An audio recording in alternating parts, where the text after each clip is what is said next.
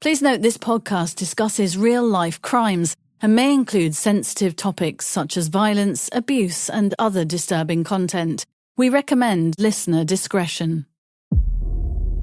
He never loses his temper, he never swears. He confesses, essentially, to 12 murders. And he talks about it in a remarkably matter-of-fact way. He talks as a Herefordshire countryman, so he drops his H's. So when he talks about his daughter Heather, he says Heather, and he will say, I cut her head off. And the police will say, what? And they'll say, yeah, I cut her head off. Well, why did you do that, Fred? Oh, well, to fit her in the hole. Because the hole was only so big. I didn't want to dig a big hole. So I cut her head off to fit her in the hole.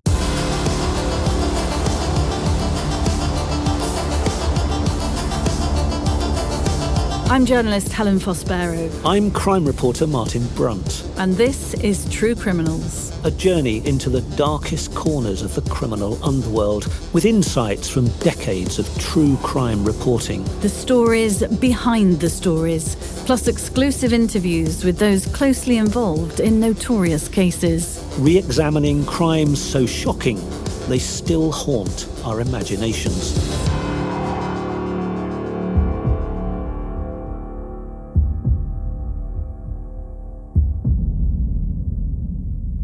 True Criminals has almost reached the #1 spot on the Apple Podcast True Crime charts. So if you haven't already, please do follow us. And as long as you like the show, please give it a 5-star rating and leave us a review. Thank you to all of you who've followed us so far. In the first 2 episodes of True Criminals, Inside the House of Horrors, we explored the case of Fred and Rose West, the husband and wife serial killers who murdered at least 12 young women and girls over 3 decades. The West victims included strangers, lodgers, nannies, and even members of their own family. 9 bodies were found buried at their home, 25 Cromwell Street in Gloucester. Fred and Rose's crimes shocked Britain when they were unmasked in 1994, and their story gripped the nation as the full extent of their sadistic murder spree emerged. Fred took his own life on remand in prison on New Year's Day, January the 1st, 1995. Rose West stood trial and was convicted of 10 murders, including those of her 16-year-old daughter Heather and 8-year-old stepdaughter Charmaine, and will spend the rest of her life in prison. In this episode, we're returning to the story with new insights from investigative journalist and author Howard Sounes. Like Helen and I, Howard reported on the Wests back in 1994. He broke several scoops, more than me, as I recall, and wrote the first definitive book about the killers, Fred and Rose, a year later in 1995. He's now revisited his original research, digging into hours of previously unheard police interview tapes and unseen archives to produce a hit podcast series and a Netflix documentary, Fred and Rose West, a British horror story, as well as a new book, The Fred West Tapes, Secrets of the Fred and Rose West Murder Investigation. We'll talk to Howard about the new material and what it reveals, from chilling recordings of Fred in the interrogation room to testimonies from the West's own children. And we'll explore why the West's crimes continue to horrify and fascinate us decades later. Howard, you have been busy. Welcome back to True Criminals. Hi, Martin. Hi, Helen. You've been investigating the West case for almost 30 years now, and we first got to know each other back in 1994 in Gloucester when you were reporting for The Mirror. What made you return to this case now with the Fred West tapes? I had a contact who said they had the police interviews on tape in a bag in their basement. And I thought, aha, that could be interesting. I can't say who this person is, confidential, but over a long, long period of negotiation, we obtained these tapes. And this was the basis of a Netflix series. Because if you recall, at the time of Rose West's trial, we did hear some of Fred's tapes and they were played in court. And there was this chilling moment in the trial. Do you remember when we heard this gruff West Country voice saying, I killed Heather and I chopped her head off. And the hairs rose on the back of your arms, etc. But we only heard little bits. But there were over 100 hours of these tapes and over 140 cassette tapes because the guy talked and talked and talked. He didn't go no comment. He just talked in interviews. And these tapes exist, and we obtained them. And that was the basis of the Netflix series and indeed the basis of my new book, The Fred West Tapes. Howard, when you got hold of those tapes, in some ways that must be every investigative journalist's dream to suddenly have these tapes in your possession. What was it like for you listening to more than 100 hours of material? I'm imagining it was absolutely gripping and fascinating given your knowledge and experience on the case already. It was. I thought I knew this story, but when I went home with these tapes, and I personally digitized them myself in my study at home, and it took a long time. So I went through them meticulously, hearing them, digitized them and transcribing them myself on my own over many months. I did like 2 hours a day every day for God knows how long. And it was a really fascinating experience because listening with Fred's voice in my head for all those months, and of course replaying it, trying to catch the nuance of what he was saying, I really felt I got to know the guy in a way that I hadn't known him before. I really felt I got to understand him because, of course, by the way he spoke, by the evasive way he spoke, his turns of phrase, his attitude to life, to women, to children, to sex, to murder, just the way he talked, you really got to feel you knew the guy in a way I didn't before. And I thought, well, A, this is going to be a big TV thing. B, it's a book. And I really felt I understood him more than I had. Because by the way in which he spoke, even though he told lots of lies, everything he said revealed his personality. It must have been, for you, like being inside that interrogation room, I imagine. Yeah. It was intense and enjoyable, though. It was tiring. You couldn't do it for too long, so I had to take breaks. So I did it for 2 hours a day, and I'd be quite happy when I'd finished my 2 hours and I could have supper. But it was very interesting. I wanted to go back to it the next day. And the transcripts, by the way, are like 4 lever arch files. It's hundreds and hundreds of pages long. In my study, there are 4 fat lever arch files of this thing, 140 different interviews. And they're long. Some of them are long, and they're very complicated.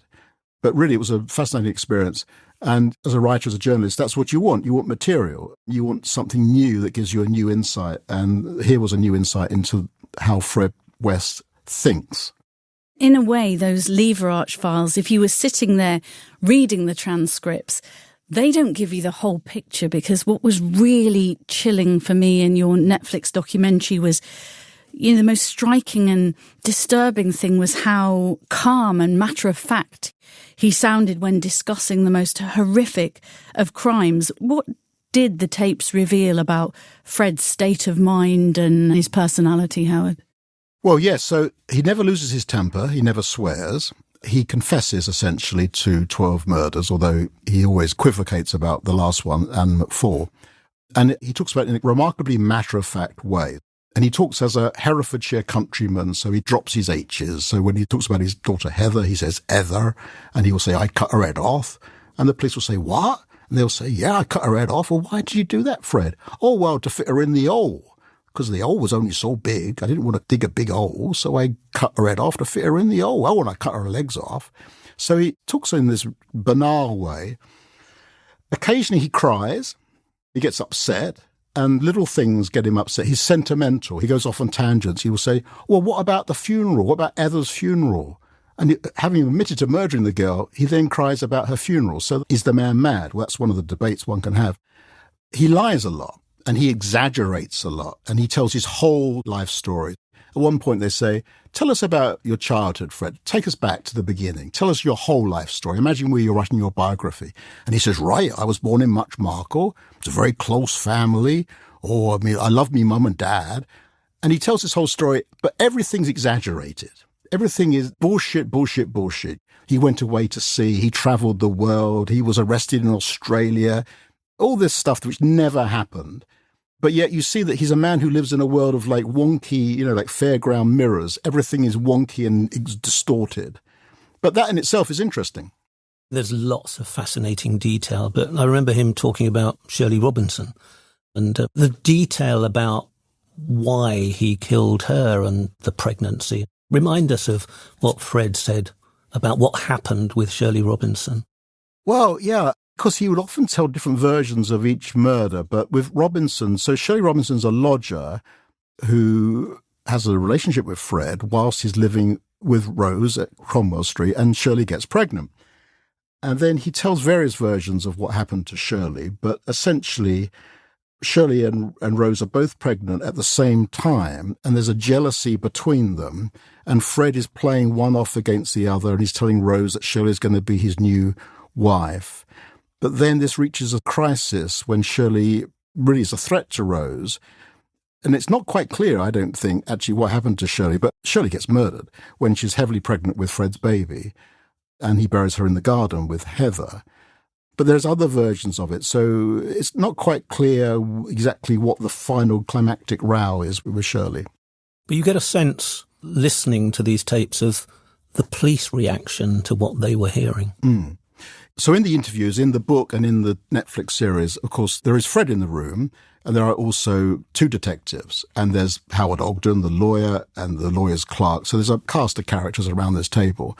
It's Formica table in Gloucestershire Police Station in 1994. Hazel Savage is the most notable officer. She's the one who really deserves all respect and kudos for bringing Fred to justice, although she then tries to write a book and gets in disgrace.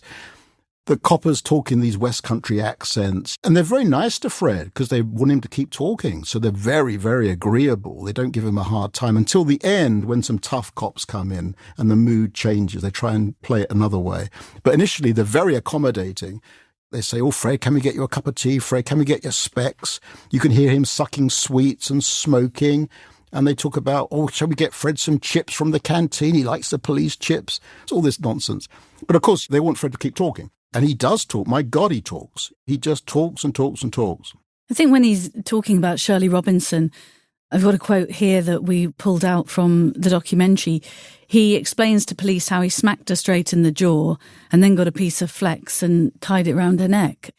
It's extraordinary hearing 1 minute them getting him chips because they want him to talk, but it must have left police absolutely stunned with the information they were getting. Yeah, and frustrated because he would then contradict himself. So he admitted to all the murders and then he changed his mind.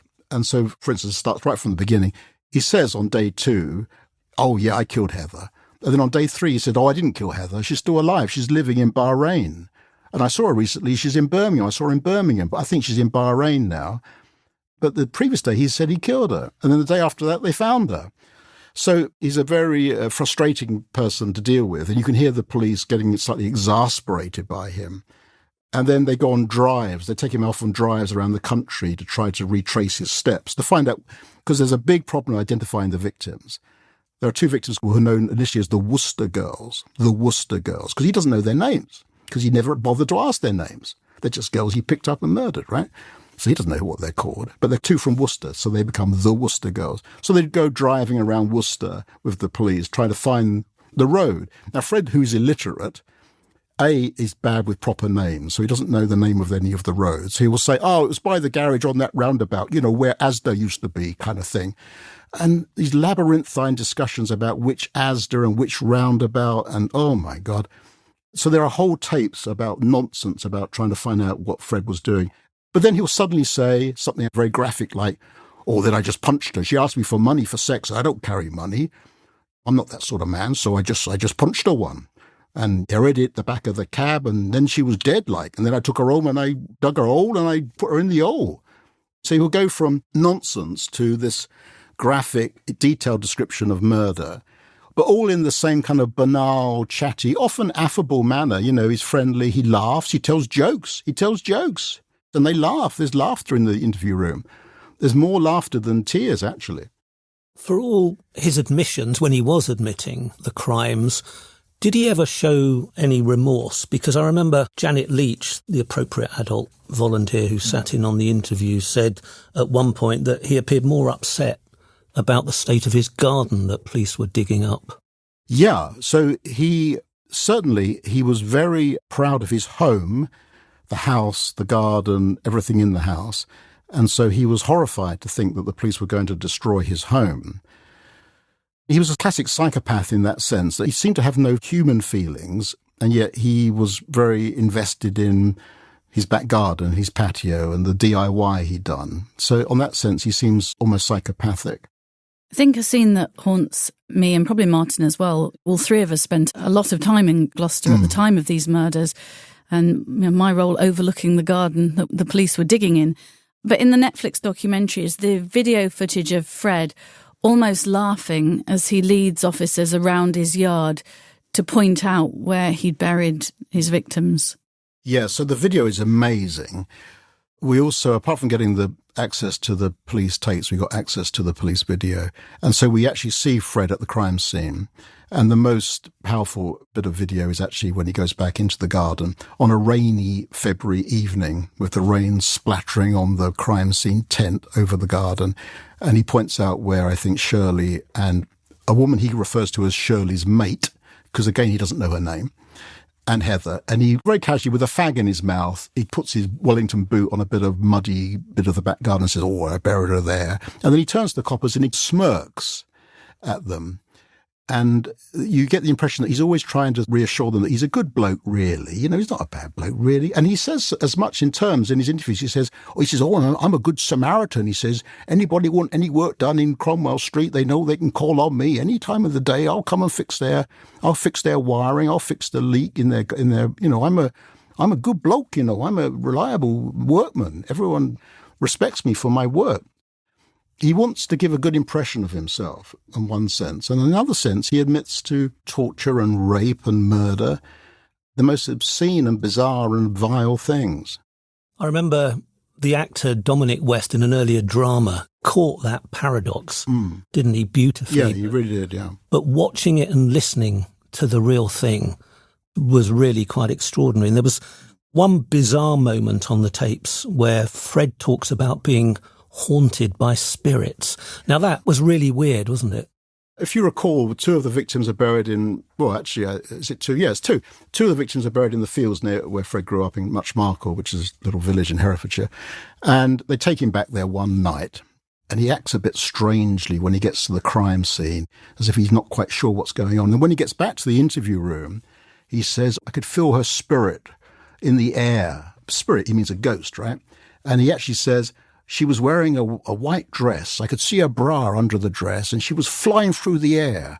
And I was trying to grab at her, but then she flew away. And you think, well, this man must be mad. Does he literally mean he saw the ghost of and it's actually his first wife, Rena. Does he literally mean he thinks he saw a vision of the ghost of the wife he murdered and buried in the field? Or is he making all this up, or what? I don't know. Hard to tell. But yeah, he talks about visions, and he feels the spirits of the dead. When he gets to the crime scenes, he says he feels their spirits in the air, literally like flying through the air. Personally, I think he was partly insane.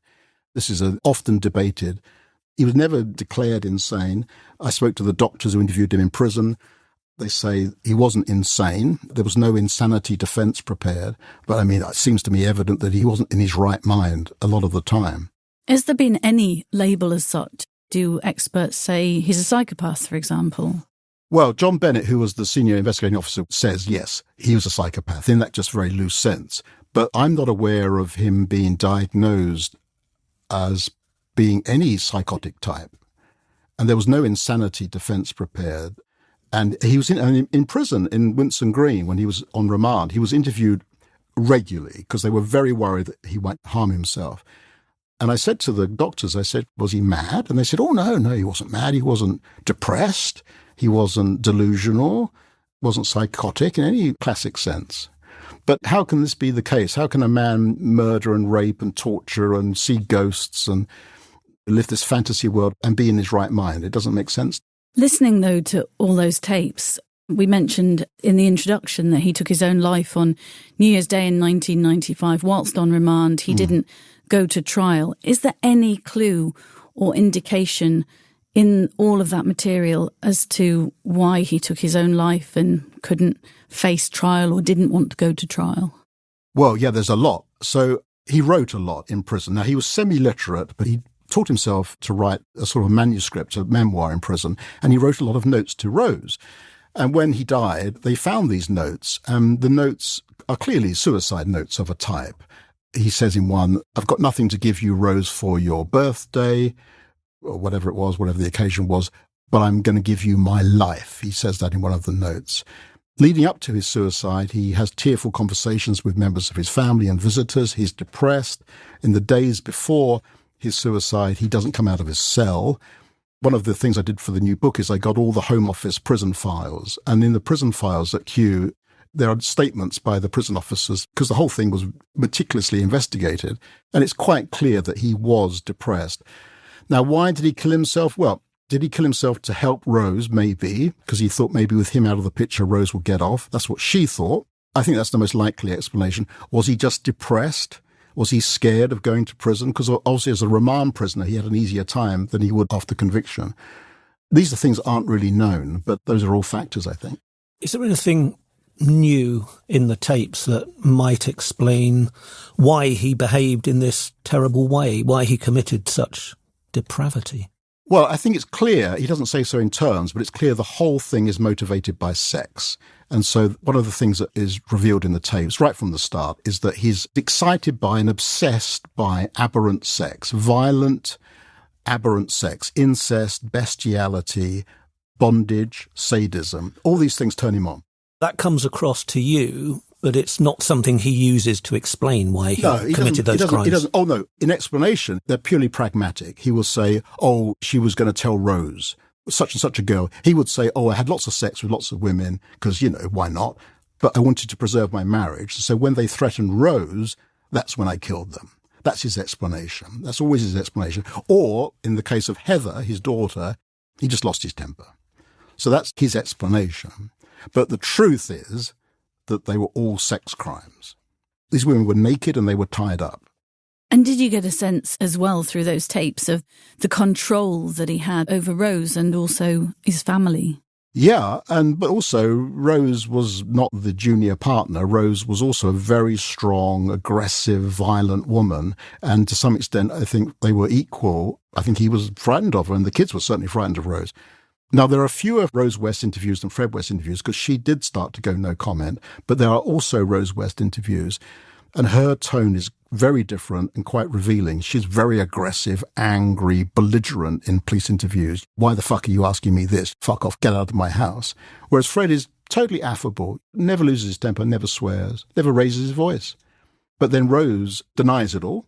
Fred admits it all. Rose goes no comment. Fred never stops talking. They have to say to him, Fred, the tape's running out now. The tape's running out now, Fred. We've got 30 seconds left. And he's still talking. He's still talking. The tape just runs out and he will be there all day talking if they let him. There is that very obvious controlling element. He got Rose to work as a sex worker, as a prostitute, and he enjoyed watching her having sex with other men. His attitude to his children, and I remember, was it to his brother John or somebody else, he talked about his children and said, I made them, I can do anything I want to them, be it have sex with them, assault them, or kill them. That essentially was an illustration of that controlling nature. Yeah, and incest is absolutely central to the West case. So Fred grew up in an incestuous home. Don't forget, he got his own sister pregnant when she was 13, he was 19. Probably his mum and dad abused him. Rose was abused by her parents. They in turn abused their children. Incest is a kink that turned him on. And yeah, he felt he can have sex with his daughters. And Rose felt she could have sex with her sons, by the way. One of the interviews I did for the book, which isn't in the Netflix series, was with Barry, the youngest son. And Barry told me that Rose would take him upstairs and introduce him to have sex with men who were paying her for sex, and that also Fred and Rose wanted the boys to have sex with Rose, with Mum. And Barry committed suicide. So Barry sadly died of a drug overdose in 2020. So in the long build-up to this book and to the Netflix series, Barry West came to me to ask me to tell his story, and we formed a sort of friendship, and I interviewed him at great length. And he pulled out of a project we were trying to do together, an ITV film. But he said, you can write about me. And now, finally, in the new book, I tell the story. But essentially, he was driven mad by this. I mean, he was driven mad. He was in psychiatric hospitals. He became a heroin addict to try to cope with the pain of it all. And he died at the age of 40 in 2020 of a heroin overdose. That is so sad to hear. It is, I mean, really. impact from these murders just keeps going and going and going. It was interesting that in the early tapes, Fred uses those interviews to put all the blame on himself and that claims Rose was innocent of any wrongdoing, but then seems to change dramatically when Rose refuses to communicate with him and cold shoulders him in the courtroom. What was that change like on the tapes? So there are a few changes of gear in the interviews where his attitude to the whole thing changes. And there's one very dramatic and obvious change of gear in midsummer. I think we were all in court, weren't we, when Fred and Rose were reunited for a remand hearing at Gloucester, just to be remanded into custody. And it was the first time they were face-to-face in the dock, because they were both now facing murder charges. And if you recall, very obviously, Fred tried to give Rose a hug. Rose blanked him. Fred looked completely nonplussed by this. And then in the interviews, because now we can switch back to the interviews because we've got the transcripts and we've got the tapes, Fred suddenly starts changing his story. And he tells the police, he gives them a note saying, I haven't told you the whole truth about these matters. I'm trying to protect somebody. And he hints heavily that that is Rose. Starts to tell his lawyer privately that Rose has betrayed him. He's very angry about it and very upset about it. And then he starts to implicate Rose. And in the latter part of the tapes, he starts to heavily hint that Rose and other people, including his brother and her father, were in fact the main protagonists in the murders, and he was almost peripheral to the whole thing. You hear him at one point say, why should I take the rap? Yeah, so he starts to heavily blame her. And to his lawyer, he's much more explicit. Now, he can't always be relied upon. Whatever he says cannot be taken at face value. But he says that Rose would lose her temper, get violent during sex, and would kill these girls. That's latterly his story. Now, the reader, the viewer, the public have to make up their own minds, because really no one's ever going to know the truth unless Rose actually decides to tell the truth, which is not likely. So it's a complicated story. So he starts off exonerating his wife. She turns against him. He then starts hinting that she's in fact the main culprit and he's somehow a victim of all of this. And then he kills himself. It seems to save his wife. So there's a whole conflicted thing going on. And all the while, you get a very strong impression that he really loves his wife in a kind of obsessive way. It's the central relationship of his life. They're obsessively bonded together. She is his whole world. And the children, by the way, are very, very secondary. Do you think she'll go to her grave never revealing anything, Howard? Yeah, well, I don't think she's got the intellectual capacity. Of course, she's lied all these years. She's lived a lie all these years. And you have to be a very brave person to admit that you've lied for 30 years. And actually, this is the truth, folks. And I don't think she's got that in her. I wish she did have that capacity. I wish the police would make an effort to try to engage with her, because when she dies, all her secrets will die with her. And she's the only one, really, who knows what the hell happened. And also, where is Mary Bastholme? Where's the 13th victim? There are many mysteries left unresolved, as there are in all murder cases. We were going to ask you about that. Going back again to the new tapes, or the revelation of the tapes, what do they reveal about the scale of Fred's crimes? Because, as you've just suggested, he did hint at other bodies, didn't he? Yeah. Well, he admits to killing the young boy in Scotland, who he ran over, which appears to have been an accident, which is 1963, and I name him for the first time in the new book, Harry Feeney. But that's not a murder. That does appear to have been an accident. He suggests, not in the police interviews, but to his lawyer outside of the interview room, that there are many more victims, many more victims, dozens more victims, and they're buried in this barn somewhere near Gloucester, and they were ritualistic murders led by Rose and John, his brother, and his father-in-law, Bill Letts, all of whom are now dead, obviously. But in the interviews, in the police interviews, he says on the record, no, there ain't no more. In fact, he keeps saying, one of his great refrains is, there ain't no more. Oh, no, there ain't no more. And he says that right from the start. So when there's one, he says, oh, there ain't no more. Then there's three. He says, but there ain't no more. There's no point looking anymore. Don't bother looking anymore. There ain't no more. And then there's 6, and then there's 12. But he says, oh, but that's it. That's it. On my word of honor, that's it. So he's a highly unreliable witness. What do you think? Well, Mary certainly Bastholme. Mary Bastholme, yeah, of course. Yeah. Tell us about Mary. He admits to Mary Bastholme, by the way, to his lawyer. And I think he admits to the police that she's a victim, but I think he says his brother John did it. But Mary Bastholme is a waitress in Gloucester at the Pop-In Cafe, which Fred frequented. She disappears in 1968 at a bus stop, going to see her boyfriend. on a snowy night, she just disappears. She's going on a date. She never arrives at the date.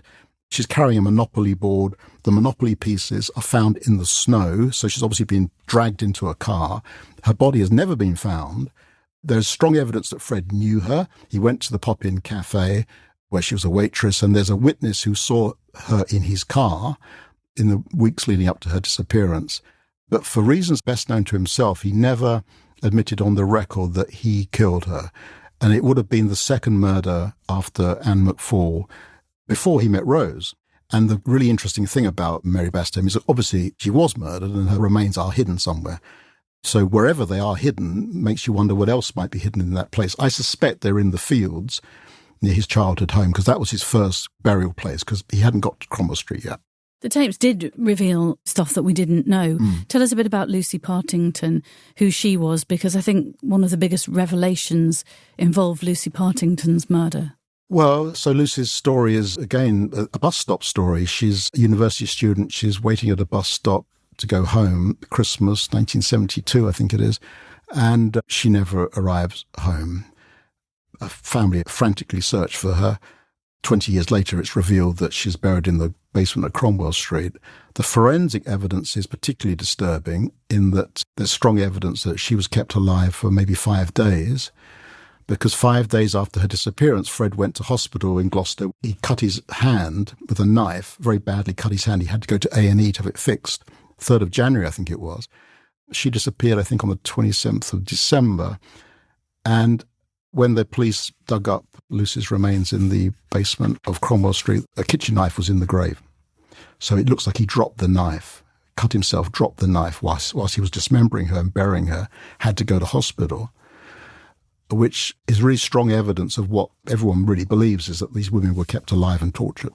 Didn't he say at one point that he'd had an affair with her? Oh, yeah. So, by the way, Lucy Partington was a middle-class university student. She was a Roman Catholic. She was an intellectual, bookish, spectacles, book bag, poetry reading. And a relative of Martin Amis. Relative of Martin Amis, upper middle-class family. The last person who was going to consort with Fred West. But Fred, in his ridiculous interviews, says, oh, yeah, we had an affair. I used to meet her in Cheltenham Park and we'd have sex on the grass. And then she said, I'm going to tell Rolls. I'm pregnant. I'm going to tell Rolls unless you give me money for the abortion. So this is the least likely story in the world. And, of course, it's demonstrably untrue, because actually when the police investigated the case, they said to Fred, look, Fred, Lucy was at Exeter University whilst you claimed to be having this affair with her. She was only home for 6 days that year, up until Christmas. She was at Exeter doing her medieval English studies. Of course you weren't having an affair with her in Cheltenham. Impossible. It's actually impossible. And then he starts saying, well, maybe it was another girl then. Maybe it was another girl. There was another girl in Cheltenham. I get them all mixed up. There's so many girls. So then he would do a switch and he would invent another fantasy. So it's obviously a fantasy. So that was his lie. And he would describe his victims in obscene and disparaging terms. So he used a disgusting term for poor old Lucy, who was a very, very sweet girl. And, of course, over the years, one has got to know her family. Imagine 20 years later, they finally had to have the funeral, right? 20 years. 20 years later, her sister actually held her sister's skull in her hands when she went to the police station to recover her bones, which were in a cardboard box. They spent 2 decades without answers, and now to learn that Lucy may have been alive and suffering for days is even more tragic. Did he give any explanation for why he did what he did? Oh, he said she was going to tell Rose that we were having an affair and she was pregnant with my baby, so I had to kill her. So that's a very similar story to many of the explanations. Heather being an exception, Charmaine being an exception, Anne McFall being an exception, but all the others, more or less, is the same story. Oh, we had an affair. It's all consensual. He never uses the word rape, by the way, because the truth is he rapes all these women, right? He's a rapist. He's a rapist. But it's always an affair. But then they're going to tell Rose. And then he gets very, well, I can't have Rose upset. I better kill him. So that's his story. That's the Fred West story, essentially, in his own words. Should we talk about Rose for a moment, Howard? Yeah. Your research delved into her role and psychology, not for the first time, obviously, but there's always a question in people's minds. Was Rose another victim of Fred, groomed by him? When they met, she was so much younger, wasn't she? Fred was 27. She was what, a teenager? Well, she was 15. Yeah. He already had blood on his hands by then. Yeah. He'd killed at least one person Yeah. by that stage. And Rose was this vulnerable teenager. Yeah. When you revisited the case, did it shed more light on Rose's level of involvement, her complicity or otherwise in these crimes? I suppose in a nutshell, was the jury right when it convicted her of all those murders? Yes, I think they were right. Certainly she knew about the murders, and there's very strong evidence that she was complicit in the actual murders, and she was certainly complicit in abducting the victims, because we have the Caroline Owens, the one that got away. She tells a story about how Fred and Rose picked her up together and raped her together. And there's plenty of evidence that Rose was very, very aggressive, and she was involved in the sex, and Fred was often a voyeur. Fred was probably sexually dysfunctional in some respects. Though he had many children, he was also possibly impotent at times, and he liked to watch Rose have aggressive lesbian sex, sadistic bondage sex with these girls, and he would basically sit back and watch. And he wasn't necessarily very active in the sexual assaults all the time. But I think the thing about Rose, of course, is I think she changed over time. She was a 15-year-old girl. She meets this maniac. She's from an abusive home. She's been abused by her father. She's been brutalized by her own father, who was a very violent man. She meets this husband, who's another very violent man, but who says he loves her and gives her gifts. And she's not very smart, and she's not very worldly, and she's vulnerable, and she's worried about being homeless, and he gives her a home, and he says he'll give her children, and she wants to have children. And I think she somehow puts up with him, and then she grows to inhabit his world and share his proclivities. And the interesting thing is that he never murders her. Now, he murders, 3 other women who have his children or about to have his children, because he seems to be threatened by that situation. He gets stressed by this problem of women having his babies.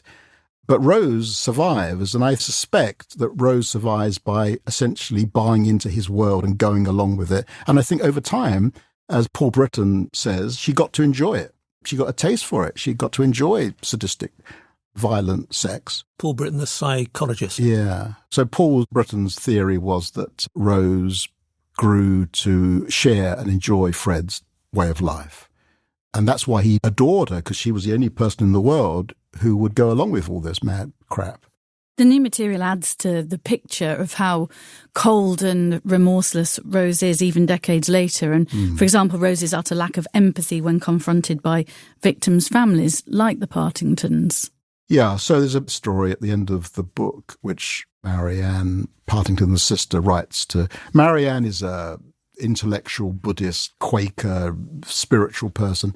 She thinks she should try to forgive or find forgiveness for Rose so she can get beyond her own feelings of anger, which is all commendable. She writes to Rose in prison a long and thoughtful letter, gets a letter back from the prison saying, Mrs. West has received your letter, has no reply, and doesn't wish to have any further communication with you. And if you write again, the letter will be put in the bin. So that speaks volumes about Rose's lack of empathy and inability to engage with the truth. Do you think she'll go to her grave without acknowledging, admitting anything? Yeah, unless the Gloucestershire police really made a point of sending dedicated, really smart, able police, as happened in the Moores case, to see her and try to form a relationship with her, and she could see some benefit in telling the truth at last. But she's not a smart person, and she's not a person, I think, who has that intellectual ability to stretch and grow as a person. She lives a lie in this little mad, stunted life she lives in prison, where she knits and watches television and gossips to her friends, and it's all a lie. And she has a false name. She lives under a false name in prison, so she even pretends she's another person, if you see what I mean. Why is she allowed to do that in prison? That to me feels an absolute luxury that somebody convicted of these crimes shouldn't be able to enjoy. Yeah, I agree, but I'm not sure what the alternative is. But yeah, I know. So she lives under a false, I forget what the name is. I think she calls herself Jane or something. And she sits in her cell as Jane, knitting doilies and watching Strictly Come Dancing as if mass murder never happened. And if she talks about Fred West, as she did in court, as you'll both recall, she used to say, Fred West, as if he's some person other than her husband. This man, Fred West did all this. Fred West, he was a terrible man. He was the devil. She said at one point in the trial, if you remember, she said, I see Fred West as the devil with horns. So she's completely distancing herself from Fred, and she builds Fred up as it's all Fred, nothing to do with me. I'm a victim. You mentioned Barry, one of Fred and Rose West's surviving children, and what happened to Barry. But you spent time with Stephen as well, Stephen West.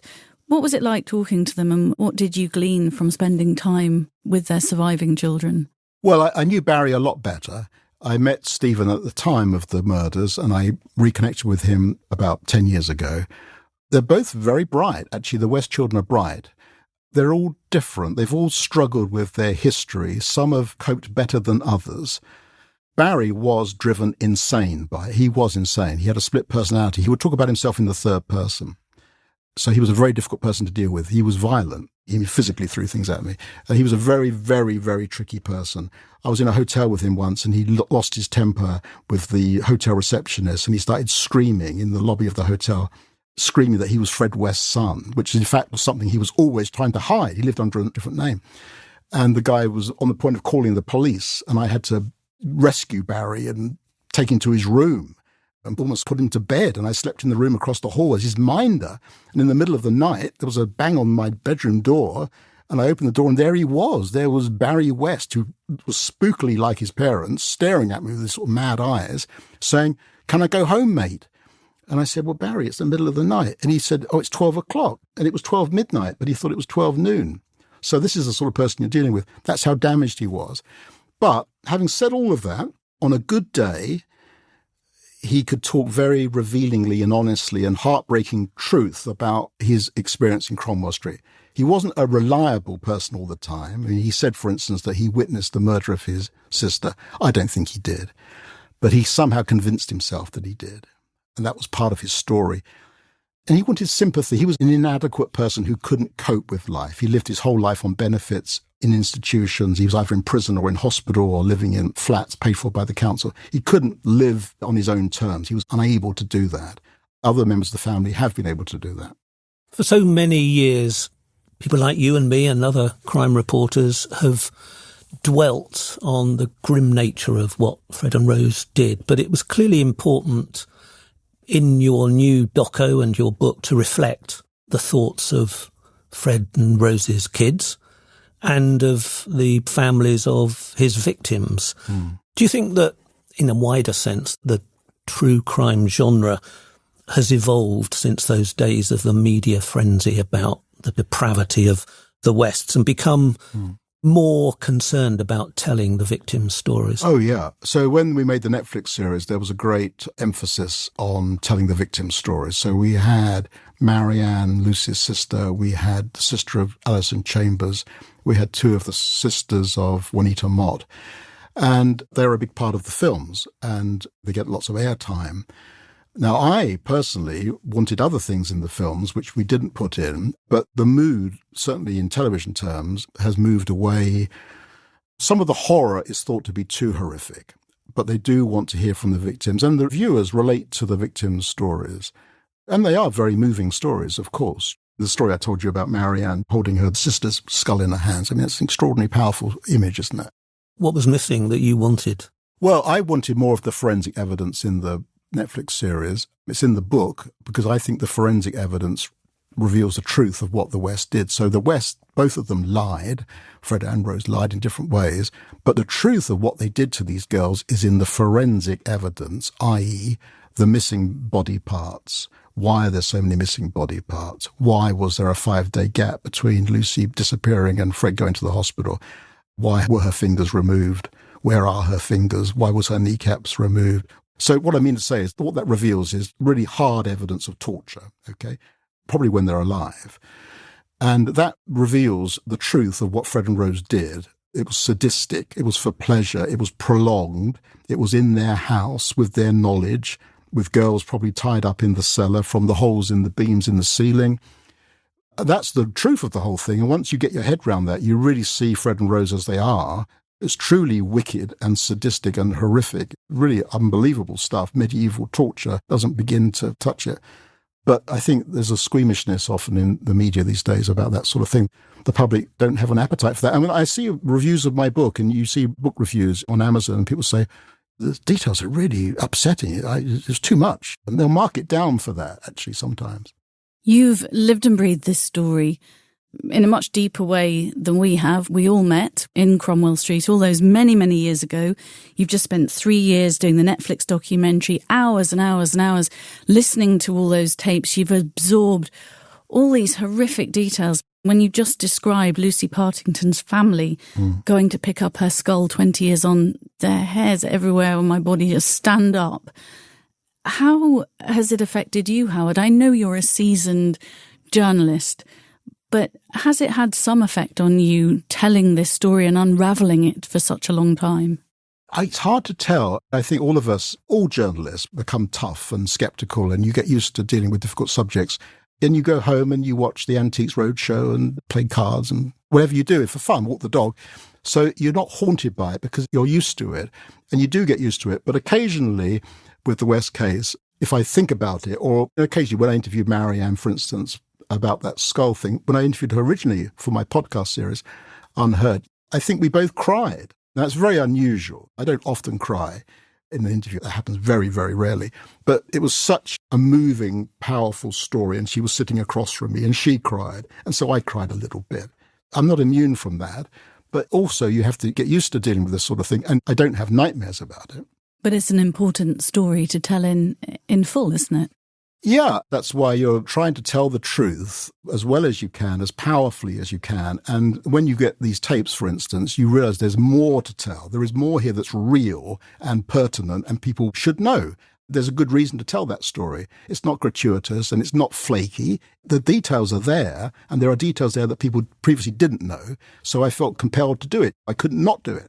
I think we all learn to compartmentalise what we're doing, what we're seeing, what we're writing about. And we have a job to do, don't we? And we have a deadline to meet. And it's often enjoyable. Yeah, we revel in those details because we know our audience is interested. It's the whole thing about the true crime genre, isn't it? Well, I just find the process of telling stories enjoyable. I'm sure we all do, right? If you're writing a book or doing a news report or making a podcast, you're telling stories, and that's what one does professionally. And to tell a story accurately and in an entertaining way that captures someone's imagination is a skill, and it's a pleasure, and it's hard to do. And over time, you get better at it. Now you've got so good at it, you should get an award, Martin, and Helen, you should get. But we wouldn't tell those stories. Thank you. We wouldn't tell those stories if we didn't know there was an audience that wanted to hear them. Well, sure. I am still nonetheless amazed by the public's appetite for true crime. It is insatiable. That's a curious thing, and it's often women, often young women. They're your audience. I just did a thing, CrimeCon. I spoke to an audience, almost exclusively women, and they look at you with big eyes and their mouths open, and you think to themselves, why are you spending your weekend watching this? Are you shocked? But then they come to you afterwards and say how much they enjoyed themselves. Well, how many viewers did your Netflix documentary get? Well, they say 100 million people have watched it around the world, which is a staggering thought. It's one of those rare occasions when you're walking around where I live and people I'd never spoken to before came up to me and said, oh, I saw you on TV. Well, you get that all the time, right? You too. Not all the time. Not all the time. But you took on an incredible task. The book, the podcast that was some time ago, but particularly the Netflix series that were all executed brilliantly. I know, Helen knows an awful lot of the Fred and Rose West story, but we're still absolutely captivated by what you continue to turn up. So thank you again, and we really appreciate you sharing all of those new insights. You were on our first 2 episodes of True Criminals, Howard. It's an absolute joy to have you in the studio, and to hear all this new information is really gripping. So thank you so much. Well, thank you. It's been a pleasure. Even after all these years of covering crime, the horror of Fred and Rose West remains the grimmest story I've ever reported on. Nothing has really come close to that. And listening to Howard simply brings it all back, doesn't it? It does. And for me, it was the grimmest story I've ever covered. Not that I'm a crime correspondent, but to be watching as police were digging in Fred and Rose's garden to find their victims, that's never left me. But what's fascinating, I think, when we have Howard in, is the new things we learn, the details. It's just so hard to understand how the West kept up a friendly, normal facade for decades while unspeakable crimes were happening inside their home. The Netflix series shows us previously unseen home videos of the West shuffling around with their kids on a day out in the woods, seemingly normal. That contrast must be a big part of why this case continues to both horrify and fascinate us. I remember how huge the shock was, not just in Gloucester, but across the whole country when the extent of what they'd done came out. It was slow burn to start with, but it wasn't very long before the scale of their depravity and murder emerged. To learn that one of the world's worst serial murder sprees had been happening quietly in an unassuming house on an ordinary street. Some neighbours were saying Fred was this chatty, helpful builder who was always willing to lend a hand. Rose was seen as just a busy mum, caring for her kids. And the horror of what emerged was totally at odds with the neighbours' perception of Fred and Rose. And I remember there's one particular image of them, a photograph of them. Rose is sitting, I think, on a sofa and Fred's there next to her with his arms round her. And I still think what I thought when I first saw it, that they reminded me nothing so much as, do you remember Ma and Pop Larkin? I do. In that TV series, The Darling Buds of May. That's exactly the impression I got from looking at that photograph. And it's even more chilling when you begin to understand what they were really up to. What about watching that Netflix documentary that Howard produced and listening to a lot of Fred's interviews? And that must have really given you so much more insight, Martin, to actually hear his voice and hear him explaining to police. Obviously, some of it was lies, some of it was fantasy, but a lot of it was what had actually happened. It was extraordinary. I thought I knew just about everything there was to know about Fred and Rose West. And, of course, we did know some of the detail of those police interviews, but to hear them in Howard's documentary and to hear Howard's impression of Fred during this podcast was quite extraordinary. He was very accurate in that Gloucestershire accent. The idea that Fred was so matter-of-fact in describing the murders, particularly the murder of his own daughter, it just doesn't add up. And I can't remember anything quite as chilling. And the paradox of the way he was talking and the acts of depravity that he was describing, very, very chilling. It must have been quite an extraordinary experience for Howard, getting a call from a contact saying these tapes existed and actually sitting down alone in his study, listening to it all and documenting it all.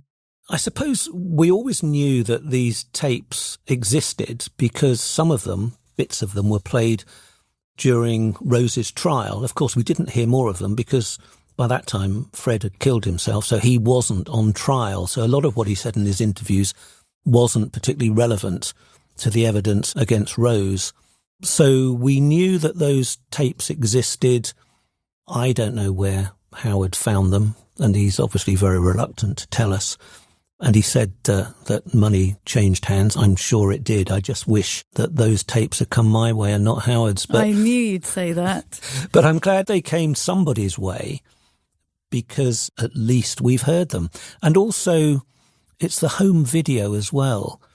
We talked about this image that the Wests had of a happy family and how doting the parents were on all those kids. And to be honest, there is evidence that they were good parents at certain times, and those videos show us running through a stream with the kids or picnicking on the banks of a river, doing very, very ordinary things that resonate and we all associate with our own lives.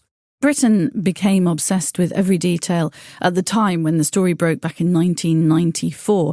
The excavations at Cromwell Street, our abiding memory of the detective with the moustache solemnly carrying out remains of newly discovered victims from the front door of 25 Cromwell Street, the faces of the missing girls, the courtroom sketches of Rose. But we get a whole new insight with Howard's book and the Netflix documentary. But I imagine one area that you're pleased that it focused on was the victims and also the West's remaining children, because you always talk, Martin, on the podcast about how the victims should never be forgotten. And indeed, really, the West's surviving children were victims too, weren't they?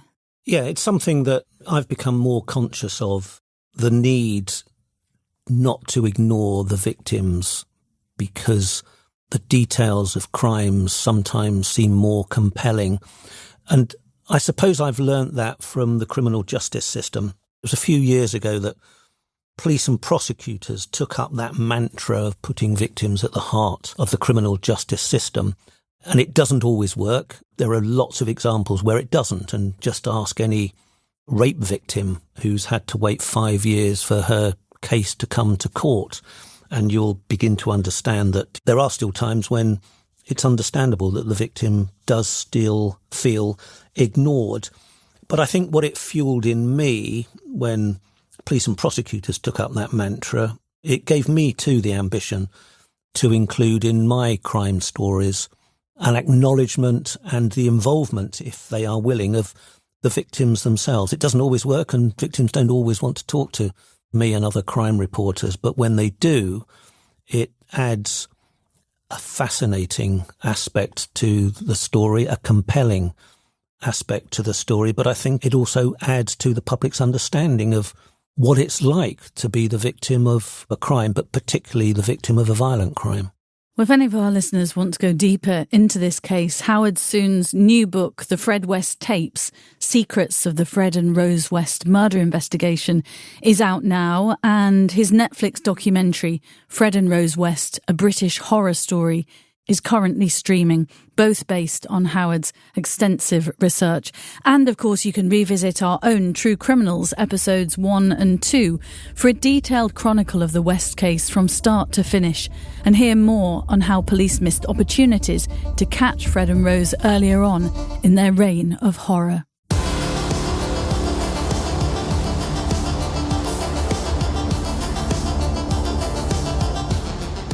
Welcome to our new Patreon followers. Thank you for joining. Just to remind listeners, if you want to hear the episodes ad-free, you can. Head over to patreon.com/True Criminals. Stay with us for 3 months at Patreon and we'll send you a free True Criminals mug. Martin and I haven't even got one of those yet. Your support means everything to us. If you're enjoying the podcast, please take a moment to leave us a review. It helps us grow, reach new listeners, and keep bringing you the stories you love. This episode is brought to you by Audio Bleach Global. Our producer is Russell Barnes, with audio production by Andrew Chappell. The original score was composed by Chap Mannequin, artwork by Bleached, executive produced by Lee Mann. Follow True Criminals on Instagram @true.criminals and on YouTube at youtube.com/@true-criminals. For exclusive content and ways to support the show, visit us at patreon.com/True Criminals. For partnership opportunities, please contact us at contact@audiobleachglobal.com.